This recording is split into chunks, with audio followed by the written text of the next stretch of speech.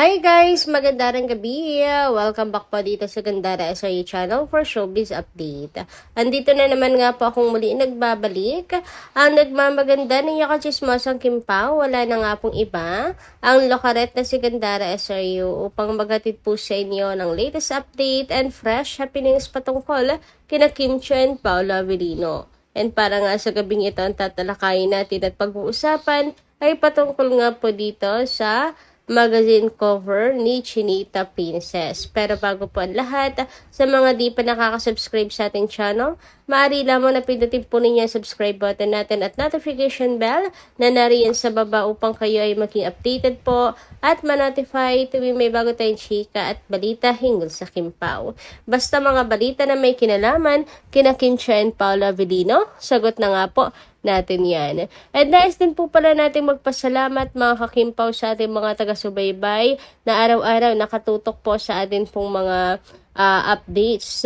Bilang pasasalamat, magbabasa tayo ng ilang mga comments at para bigyan na rin po ng tinig ang kanilang mga reaksyon at opinion hinggil po sa mga nangyayari at mga kaganapan sa buhay nila Kim and Paolo bilang mga fans at taga-suporta nila. So, ang first commenter nga natin para sa gabi ito, shoutout po at magandang gabi sa inyo, Miss Day Magiyat. Sabi niya, good PM, Miss Gandara. Nanood ako kay Chika Patrol. Makakimpaw din siya. May sinabi siya tungkol kay Janine nung sinasabing sila daw ni Paolo. Ang sabi niya, hindi siya naniniwala na naging si Paolo at Janine. Ang nakikita daw niya, si Janine lang daw ang nagpapakita. Si Janine lang daw nagpapakita na sila ni Paolo. Dahil si Janine daw, pinapaniwala niya ang mga fans na sila ni Paolo. Dahil si Paolo daw, trabaho lang talaga ang sa kanila ni Jay. Si Janine daw, yung lagi nakahawak sa braso ni Paolo. Kahit minsan daw, umiiwas na si Paolo. Minsan nga daw, nakasimangot na si Paolo at minsan naman umiiwas si Paolo. Si Jay daw lang yung ipinaparamdam sa fans niya na sila na ni Paolo.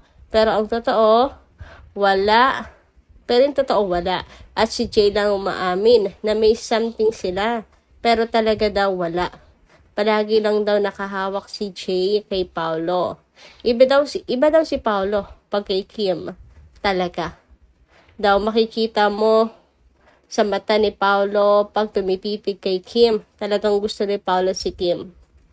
Hindi daw niya nakikita ang ginawa ni Paolo kay Jay yun. Siyempre, ramdam ni Chika Patrol yun. Lalaki siya.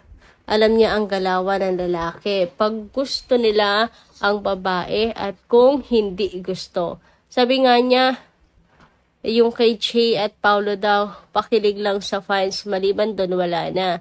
Ang galing nga ni Chika Patrol. So, fan service, madam. Literal na promo lang. Kung sa bagay, kailangan talaga nila pong mag-fan service. Wala naman ako nakikitang masama doon. Diba kasi nga sila po ay magka-love team before. Pero kung hanggang doon lang yon, hanggang doon lang yon. And wala ring magagawa po ang mga fans kung wala talagang namagitan sa kanilang dalawa. Bakit ipipilit, diba? Bakit ipipilit sa hindi nga nag-click yung dalawa? Kaya nga, Kim Pao na po ang meron ngayon. And doon pa lang po sa si Paolo Avellino ay na-stuck po sa pagka-love team kay Kim Chiu. Doon pa lang po napakalinaw sobra ng ibig sabihin lamang mga kakipi. Hindi lamang basta interesado si Paolo Avellino sa love team nila, kundi po kay Kim Chiu. Kasi ang definition or ang pagkakasabi naman po ni Paolo Avellino, kaya ayaw daw niya makipag-love team, ma-stuck sa love team dahil hindi daw niya kaya magkunwari, hindi daw niya masikmura, yung sweet-sweetan, yung nanloloko ng fans. Ngayon, dito kay Kim, nakakaya niya kasi totoo at gustong-gusto po niya. Anyway, dumako naman tayo dito sa comment ni Ma'am Merlita Aurea Rodriguez. Magandang gabi. Good day, Gandara. Mga bashers, meron pa rin kayong reklamo? Maliwanag pa sa sikat ng araw at buwan, hindi niyo pa rin matanggap? Ano ang lakas ng loob niyong sabihing laplapan? Sino lang? Yung idol lang naman, mahilig manghalik kahit sinong kaharap. Si Kim, sa eksena lang siya nagpapahalik, yung idol nyo. Tapos na ang eksena, ayaw pang bumitiw. At siya pa mismo, naghahabol, manghalik. Mahiya nga kayo. Walang delikadesa, nakapag-aral pa yan na pinagmamalaki nyo, pero hindi marunong lumugar sa tama. Talo pa ang hindi nag-aral. Ngayon, anong hanas nyo pa rin? Malinaw na, dapat lumugar na ang tiyanin ninyo sa tama. Imagine ninyo, sabi nyo, maganda idol nyo, pero nang naghahabol ng halik sa lalaki, at talagang siya yung nagpaparamdam na gustong halikan siya, sayang yung ganda niya. Hindi mag-antay ng kusa siyang halikan. Tapos yung Kimi namin, ang binabaliktad niya. Grabe, no? Ang backlash po dito kay Janine. Alam niyo, naawa ko kay Janine dahil ang may kagagawa naman ito ay ang kanyang mga fans na tinitira si Kim. Kasi ayan o, nakikita nyo na ba yung resulta? Mga bashers ni Kimi, bumabalik eh. Hindi sa inyo bumabalik, kundi sa idol nyo. Diba? Kung talagang idol nyo, dapat iniingatan yung pangalan niya. Ganyan, pero wala eh. Dahil sa ginagawa nyo yan, dapat alam nyo na ingatan at mahalin. Dahil sa ginagawa nyo yan, siya yung napapahamak. Nakakaawa na dapat talaga magkaroon po ng matinong fan base itong si Janine para hindi na po siya sobrang dinudurog po ng iba. Kasi nga, pahamak tong kanyang mga fans. Well, hindi naman lahat, hindi naman talaga lahat, pero marami ang talagang ayaw pong tantanan si Kim kung ano ba ang nagawa ni Chinita Princess na masama sa kanila para ganyanin po nila si Kim.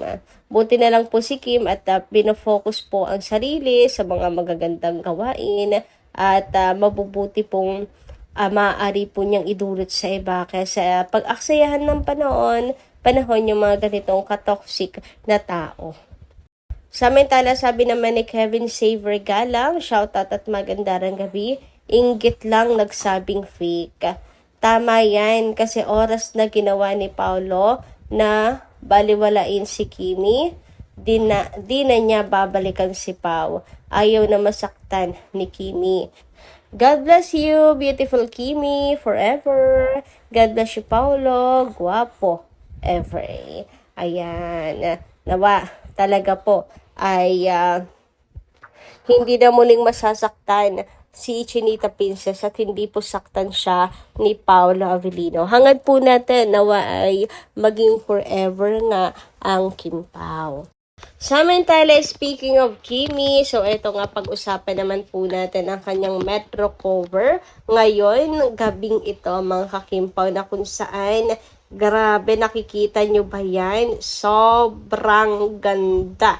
Sobrang Latina. Grabe yung kanyang Barbie arm, yung sexy, yung katawan, yung face card, and all outfit, mga kimpaw, sobrang bagay sa kanya. And decente look lamang po siya, no? Pansin nyo yan? Napaka-decente look lang po ni Chinita Princess dito. But it's giving, mga kakimpaw. So, ilan lamang po ito sa mga shot at cover ni Chinita Princess. Ang dami pa pong sobrang gaganda, mga kakimpaw. Congratulations, Kimi. Another blessing sa iyong buhay.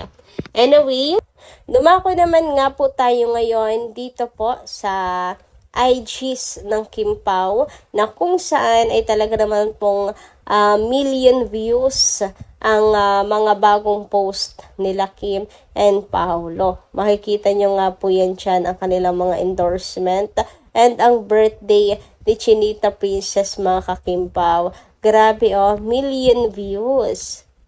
Talagang mga real and queen, mga kakimpaw. Samantala, dumako naman tayo ngayon dito sa inisplok ni Kimpaw Green Heart Unity tungkol po dito sa isang content creator na inunahan pa daw po ang Metro sa pagpost at pagbabalita. Ayan nga po, oh, grabe, napaka-epal nga raw. Isang content creator na atat sa pag-upload nung Sunday, birthday ni Kimi, para lang sa earning money. Una, inunahan niya pa ang Metro post. Tapos binigla niya delete.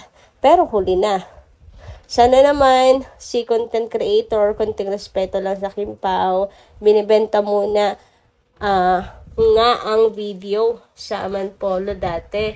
Pati ba naman original page, unahan mo sa paglapag. Ayan. So may pag-delete po pala. Dinilit din agad pero huli na. Dapat hindi talaga po pinangungunahan. Ano po mga kakimpaw? Sayang, hindi ako makarelate kasi hindi ko kilala ano yung tinutukoy dito na content creator, mga ka-KP. Pero ang sabi nga biglang talikdan sa Kimpaw. Parang biglang resign at iniwan na Kim and Paolo, pinagkakitaan lang. Ayan yung mga nababasa po natin. So, Kimpaw, nag-resign dahil siguro, ayun na pahiya. Meron din sigurong call out. Parang biglang resign nga daw po. Tapos, sa susunod yan, for sure daw, Kimpaw pa ang magmumukhang masama niyan. Meron ding isa pa, pinag-uusapan nila, guys. Pero maling-mali naman po talaga yung pangunahan. Anyway, hanggang dito lang po muna ang ating update. Maraming salamat po sa inyong pakikinigan. Kita-kits po tayo muli sa mga susunod ating chika. Maraming salamat at ingat po kayo palagi.